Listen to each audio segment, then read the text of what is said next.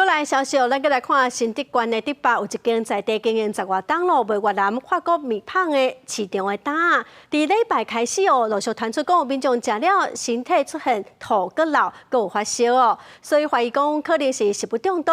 卫生局接到报案，嘛派人去稽查。采检的报告上紧2礼拜后会出来。到昨为止，已经有35个人送病院了，其中有5个人佮住院在观察。 原底应该逐天开门做生意的店家，即马已经暂停营业。新竹县竹北市市场内一间专卖越南法国面包的档商，这2天传出怀疑食物中毒的案件。每天都有卖，每天都有卖啊，几乎每天没事，每天都有卖。这次反正我都不知道耶。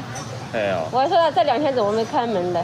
根据统计，到8月为止，总有35个人身体出现不爽快，赶紧送病院检查。目前有5个人住院观察，卫生局把赶紧派人到现场稽查，采用检查。主要症状有发烧、腹痛、腹泻、头晕、呕吐。那在本院急诊积极处理之后，病情都稳定。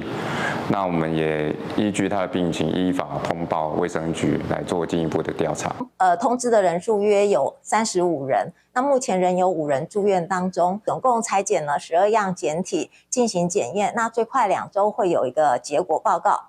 卫生局初步稽查，发现其中包括煮食的工具放贴涂骹，以及食材无标示清楚、有效日期等6项无合格，要求业者限期改善，若无会依法处上悬2亿以下的罚款。民众食歹腹肚的原因，上紧2礼拜会有结果。记者朱君和新竹报道。